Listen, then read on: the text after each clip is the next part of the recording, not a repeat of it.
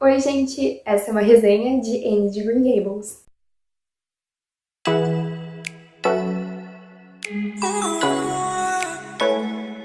Bom, eu tava prometendo essa resenha há muito tempo, né, em muitos vídeos de TBRs por aí, porém, chegamos finalmente ao momento glorioso. Aqui, a nossa protagonista, né, como o título já diz, é a Anne, e ela é uma garotinha órfã, magricela, ruiva e sardenta. Ela não conheceu os pais dela, ela não lembra dos pais dela, ficou órfã muito cedo, quando era um bebezinho, e foi mandada para viver em um orfanato porque ninguém podia ficar com ela. Só que a noção de estar em um orfanato aqui é meio diferente do que a gente imagina geralmente, porque às vezes vinham alguns casais e levavam a Anne para suas casas. Só que não exatamente para adotá-la como uma filha, mas sim para que ela servisse como uma empregada, cuidando das crianças, dos filhos, né, da família, ou limpando a casa, fazendo todo tipo de serviço pesado.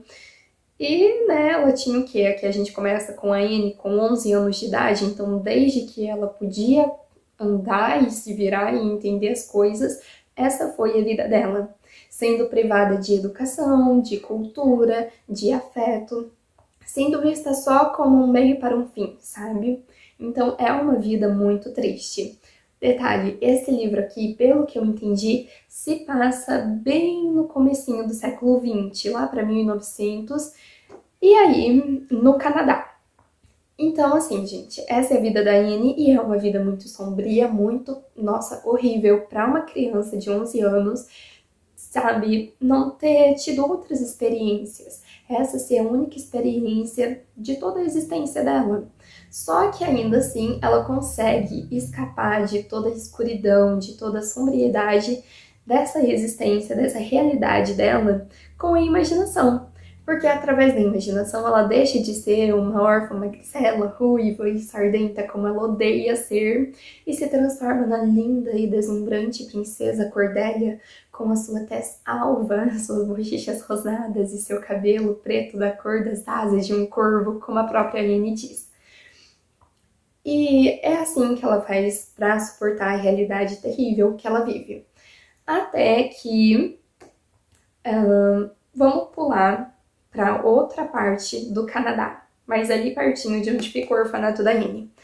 Nós vamos conhecer os irmãos Marilla e Matthew Cuthbert. Ambos são solteirões, nunca se casaram, os pais já faleceram e eles são os únicos da família. Então, eles só têm um ao outro e estão ficando velhos, né?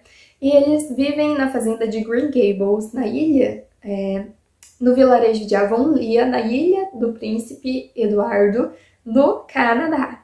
A Anne vive no orfanato da Nova Escócia, nessa parte do livro, né, do comecinho, no orfanato da Nova Escócia, também na Ilha do Príncipe Eduardo, no Canadá. A Ilha do Príncipe Eduardo é como se fosse, sei lá, um estado, sabe, como funciona aqui para nós no Brasil? Seria tipo um estado.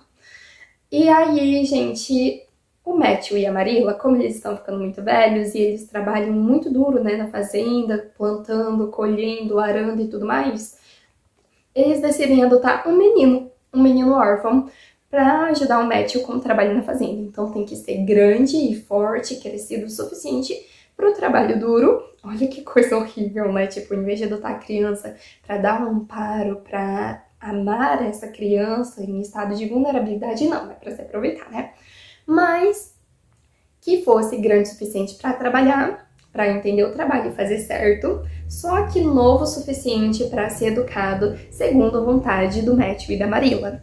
E eu sei, vocês devem estar pensando, nossa gente, esses irmãos são tipo pessoas horrorosas. Só que não, eles são muito decentes e pessoas muito boas, só que essa era a realidade da época deles, esse era o pensamento da sociedade em que eles viviam. Então, infelizmente, né? E aí, em vez de irem até o orfanato na Nova Escócia e adotar um menino que eles queriam, não, eles resolvem passar um recado por uma vizinha que já tá viajando pra lá mesmo, sabe pra que se dar o trabalho? Que no caso é a senhora Spencer. A senhora Spencer recebe o recado de uma sobrinha dela e por aí vai, sabe aquele telefone sem fio que chega no final, uma coisa completamente distorcida? Acaba que a senhora Spencer traz a Anne para a fazenda de Green Gables, para o Matthew e a Marilla. Porque ela entende que eles querem adotar uma menina para ajudar a Marilla em casa, e não um menino para ajudar o Matthew na fazenda. E aí o Matthew vai até a vila, né, de Avonlea, o vilarejo, para buscar a Anne na estação de trem. E a Anne não, né, o menino. Só que quando ele chega lá, ele vê essa garotinha, sabe, com um olhar carente e desesperado, sabe, por afeto, por atenção, por aprovação. E ele vai fazer o quê? Vai deixar a menina no relento, né, na estação de trem, já fechou tudo. Então ele leva ela até a fazenda, até Green Gables, a casa deles. E lá, gente, o que acontece? Durante o caminho, o Matthew já se afeiçoa completamente a Anne, já decide que quer adotar ela, porque ele é todo tímido e calado, e ele meio que não tem opinião própria, meio que não, ele não tem opinião própria, né? Porque a Marilla decide toda a vida do coitado. E assim, enquanto ele é tão tímido e calado e ninguém dá bola pra ele, sabe? Tipo, ai, ele é invisível. Pra Anne não, pra Anne ele não é invisível e a tagarelice dela agrada muito ele, porque ela também não fala de coisas bobas, ela fala de coisas interessantes, sabe? Sempre tem uma coisa interessante pra sair da boca da Anne. Então ele se afeiçoa muito à menina logo de cara e ela se afeiçoa a ele. Um senhor bondoso e amável que daria muito certo no papel de um pai.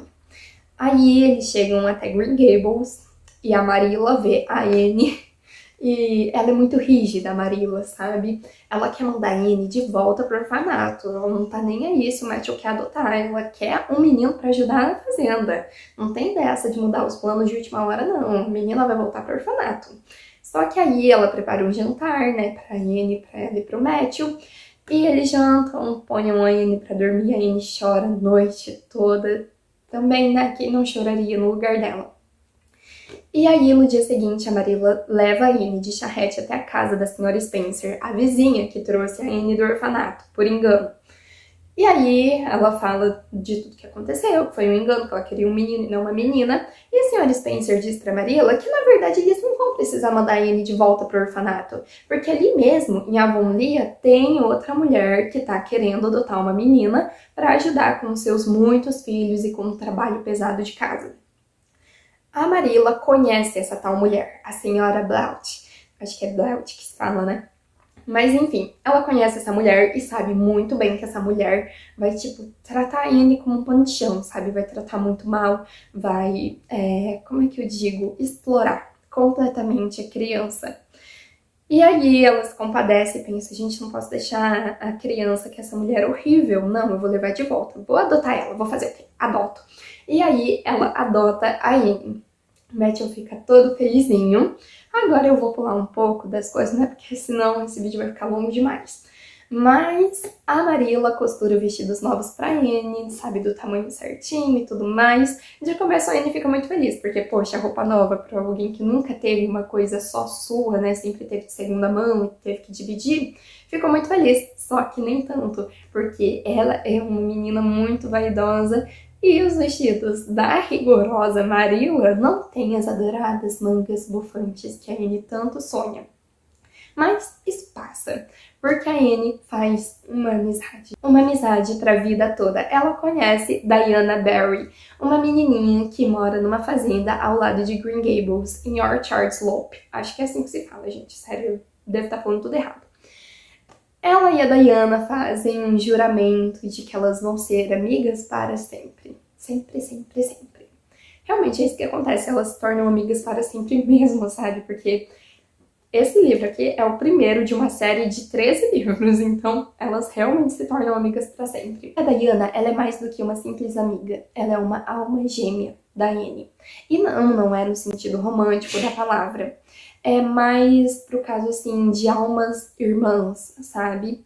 Almas amigas, como se, sei lá, fosse a amizade tivesse predestinada a acontecer, algo, assim, incompreensível para as nossas mentes limitadas, sabe?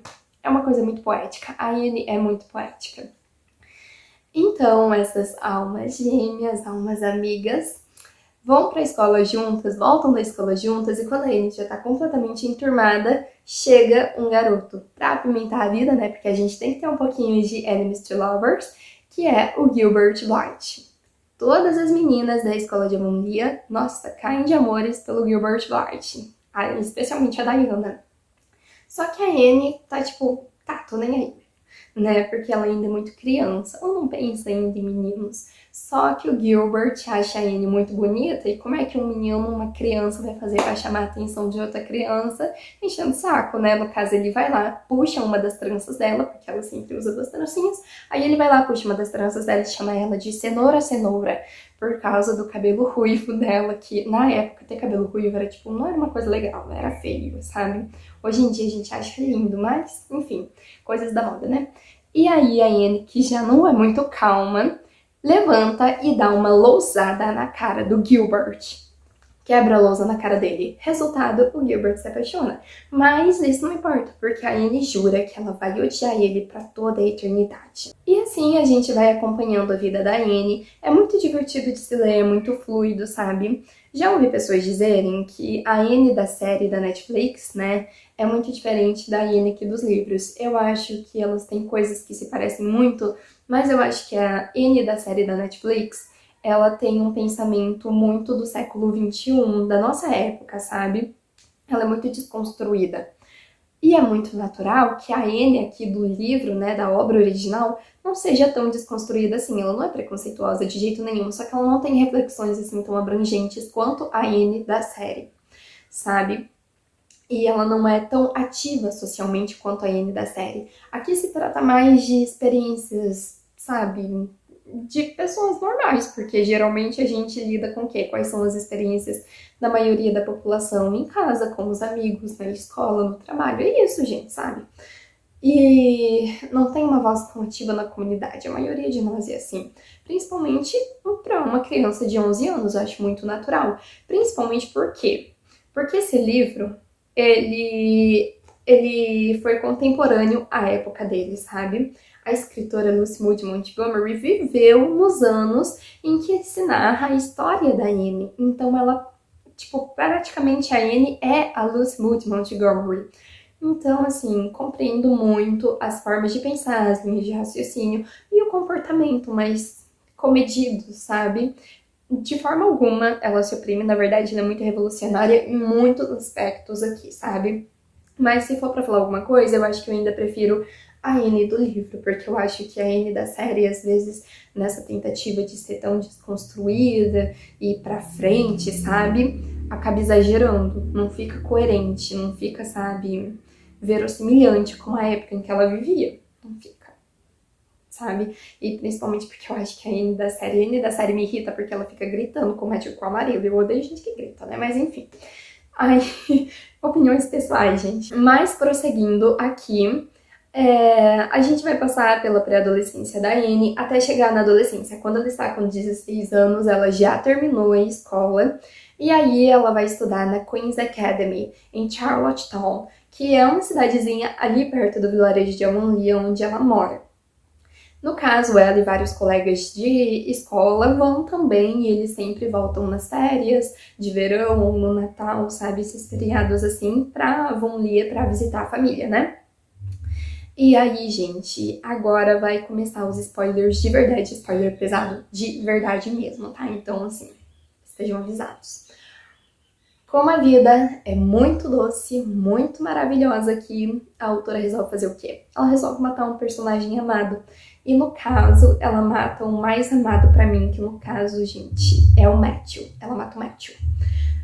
Ele morre de um infarto fulminante, os motivos eu não vou explanar aqui, né? Vocês vão ter que ler o livro, né? A Marilla se sente muito solitária na velhice, sozinha, e a Anne acaba desistindo depois que ela termina a Queen's Academy. Ela ganha uma bolsa integral para estudar na faculdade Redmond College, em Kingsport, outra cidade. E aí, gente, ela acaba desistindo dessa bolsa para poder ficar com a Marilla, porque ela também, a Marilla, tá correndo um sério risco de ficar permanentemente cega.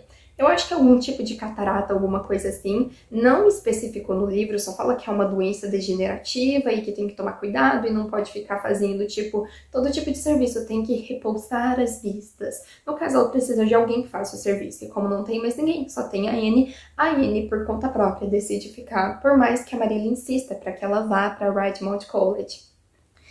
E aí ela decide que vai ficar em Avonlea e vai dar aula na escola de Avonlea, onde ela acabou de se formar, né, basicamente. Aqui nessa parte da história, quando ela decide ficar e cuidar da Marilla, eu acho que ela tá com 18 já, 18 ou 19, alguma coisa assim. É, será? Não, ela tá com 17. Eu acho. Não sou muito boa de conta, sabe? O Gilbert também se formou na Queen's Academy e dá aulas também como professor. Ele tinha conseguido a vaga como professor na escola de Avonlea, mas ele abre mão pra Anne. Gente, acontece que o Gilbert e a Anne continuam com a rivalidade deles durante toda a infância, pré-adolescência e a adolescência. Ele pede desculpas inúmeras vezes pra ela e ela bate o pé, teimosa, e fala: não vou te desculpar. E aí acaba que quando eles vão pra Queen's Academy, é assim que termina a escola, eles estudam juntos e eles se admiram mutuamente, só que de um jeito muito tímido, porque o Gilbert tem medo de ir pedir de novo desculpa pra tentar ser amigo da Anne e ela desprezar ele de novo. E a Anne, que já perdoou o Gilbert faz tempo, tem medo de tentar fazer as pazes e ele meio que ser snob ou arrogante. Porque ela foi orgulhosa por muitos e muitos anos, né, gente? Porque, tipo, acho que 6 ou 7 anos. Só que aqui no final do livro, logo após a morte do Matthew, a Anne, o último capítulo se chama, eu acho que é Uma Curva na Estrada. E a Anne tá andando na estradazinha rural, indo pra Green Gables, a fazenda, né, de Green Gables. E aí ela encontra o Gilbert no caminho, ao entardecer. E eles conversam, apertam as mãos e viram amigos. E é isso. Então, assim, se você estiver esperando por algum envolvimento romântico nesse livro, você não vai achar, porque é sobre uma criança e depois uma pré-adolescente e depois uma adolescente no começo do século XX. Então, assim, né, gente? Mas, enfim, foi essa resenha. Finalmente terminei. Eu tô muito gripada, tô mal pra caramba. Sério, passei uma base na minha cara pra tentar disfarçar minha cara de peixe, né? Mas fazer o quê? E foi isso. Se você aguentou até aqui, não se esquece de curtir o vídeo. Obrigada por assistir. Se inscreve no canal e compartilha com os amigos que também amam a nossa Anne de Green Gables.